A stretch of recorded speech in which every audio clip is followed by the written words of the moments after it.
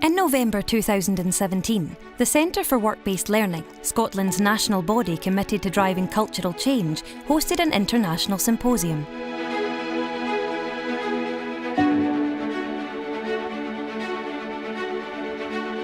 Symposium 2017, Thriving in the Workplace of the Future, brought together over 100 academics, employers, industry leaders and policymakers to discuss what the future of work might look like and the skills we'll need to thrive in a changing workplace. With the rapid acceleration of technology, there is now an endless stream of data and information at our fingertips. Automation and artificial intelligence will undertake ever more of the jobs previously done by a human, and the far reaches of the world will become increasingly connected. We've moved from the so-called job for life to a life of jobs because of the impact of technology, which is so rapid now and so ubiquitous. The jobs of the future don't even exist today. So how do we prepare students accordingly? While the world has changed dramatically in less than a generation, what has not changed nearly so quickly and nearly quickly enough are the education systems preparing people for that world.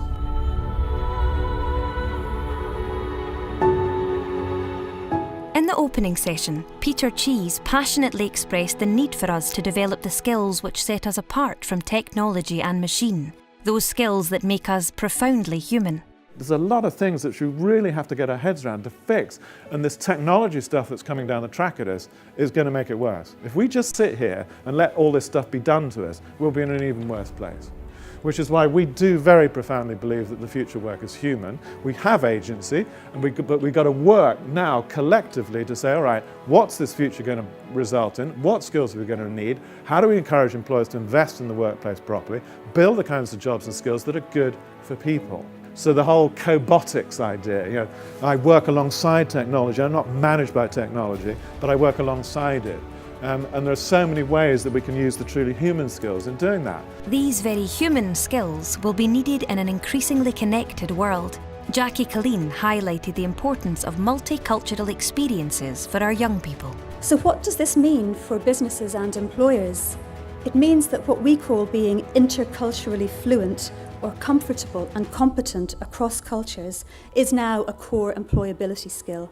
Intercultural fluency can help to ensure that having different cultures in a team is an asset and not a disadvantage.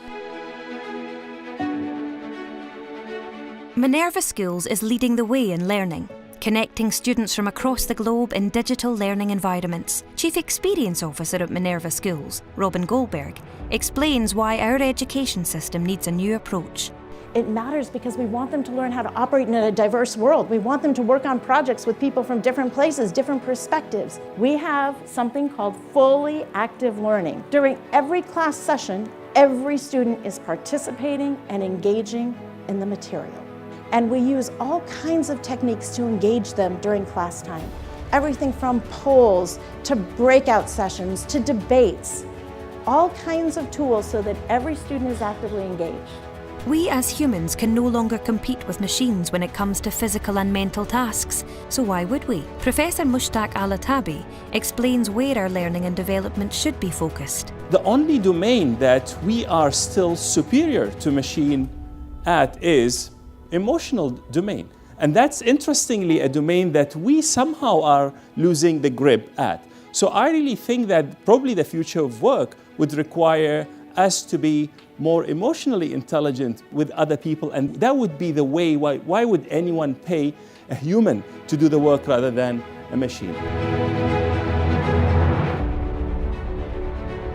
Dr. Anthony Mann wrestled with what constitutes high-performance work practices. He explained the need for our young people to be placed into real working conditions while still in education.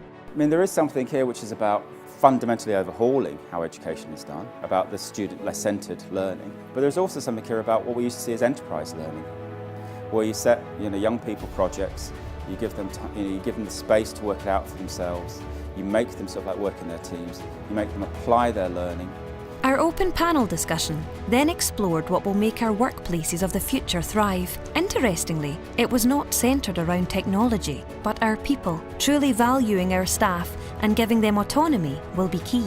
So if you imagine a place where people are better rewarded, they're more valued, they feel like professionals, they're upskilled, They love coming to work. You don't have to keep spending this money and all this time and all this effort on recruitment.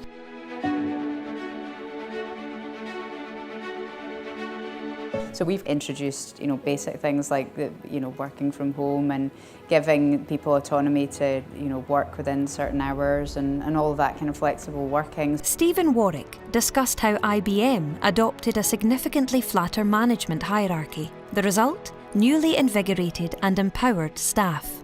So we reduced the command and control structure where we had to have 5 different reviews so somebody could go and buy a pencil, and we just empowered the managers, or there was a layer of manager, but we just lowered the centre of gravity in terms of what people could spend, and we found that had a tremendous impact on engagement and morale and stuff. Clive Webb highlighted how accountancy firms are increasingly hiring staff straight out of school, creating programmes that embed university-style learning into the workplace. He believes there are 2 main reasons for this. One, it is about getting high-performing talent who do not want to go to university into a profession.